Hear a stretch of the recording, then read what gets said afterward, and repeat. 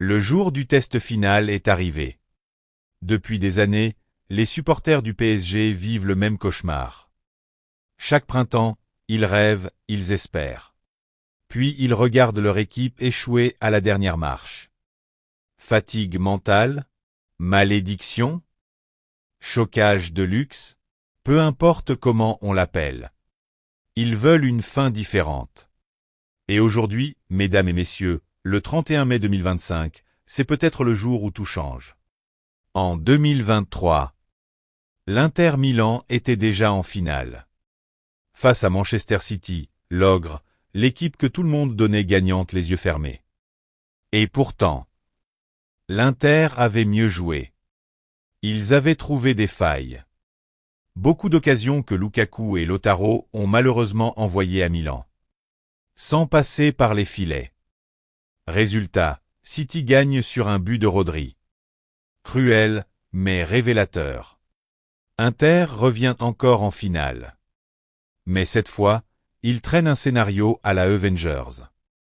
Ils ont sorti le Barça, meilleure attaque de l'année, mais pas sans polémique. L'arbitre, la VAR, la malchance catalane. Certains ont vu en Barcelone le héros tombé, et en l'Inter, le méchant de service. Et pourtant, tactiquement, l'Inter sait ce qu'il fait. Un milieu de terrain solide, Zielinski, Mkhitaryan, Çalhanoğlu, Barella. Des pistons qui montent vite, Di Marco et Dumfries. Et une stratégie claire, attendre, contrer, frapper. Mais moralement, c'est pas la folie. Perte du Scudetto, perte de la Supercoupe, perte de la Coupe, bref, un peu l'équipe qui échoue à tous les examens sauf le rattrapage. En face, le PSG semble enfin prêt. Pas juste individuellement, collectivement. Ils ont gagné la Ligue 1 il y a 7 semaines. Ils ont éliminé Aston Villa, Liverpool et balayé Arsenal en demi-finale comme s'ils jouaient un 32e de finale de Coupe de France. Et la forme du moment? Tous les voyants sont au vert. Donnarumma, Marquinhos, Nuno Mendes, Hakimi en défense, Vitinha, Fabian Ruiz, João Neves au milieu et devant.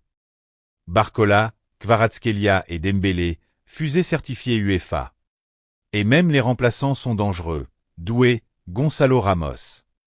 Tu changes un joueur, t'en remets un autre qui peut te coller une lucarne. C'est pas un banc, c'est une menace nucléaire. L'Inter va devoir jouer en réaction, pas en possession. Pourquoi? Parce qu'au sol, si le PSG garde le ballon, c'est terminé. Ils enchaînent les transitions rapides, les dribbles, les 1-2 dans les petits espaces. Côté gauche, tu veux bloquer Nuno Mendes? Bonne chance, y a Kvaratskhelia juste à côté. Côté droit, tu muselles Hakimi? Ah, zut, y a Dembélé qui pique à l'intérieur. Pour survivre, l'Inter doit mettre de l'impact physique, gagner les deuxièmes ballons, espérer un missile de Çalhanoğlu ou Mkhitaryan à 30 mètres. Sinon, ça sent le naufrage tactique. Tu te souviens de Doctor Strange dans Avengers Endgame? Il a vu 14 millions de futurs possibles. Et il y en avait qu'un seul où les Avengers battaient Thanos. Bah là, c'est pareil. J'ai l'impression qu'il y a une chance sur 14 millions pour que l'Inter gagne.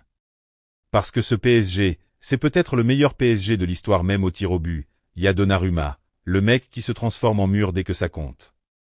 Et en face, Sommer a beau être bon. Il n'a pas le passif de sauver des finales. Alors voilà mon pronostic, victoire du PSG, 2-0 ou 2-1. Et enfin, la première ligue des champions de leur histoire. Un moment que les fans attendaient depuis longtemps. Si ça arrive, Paris n'est plus un rêve. C'est un club de légende. Et toi, tu vois quoi pour cette finale? Mets ton score en commentaire, like si t'es chaud pour une vidéo post-finale. Et abonne-toi si tu veux plus d'analyse sérieuse avec une pincée de mauvaise foi. On se retrouve après le match. Avec la coupe ou les larmes. Allez, à demain les footeux.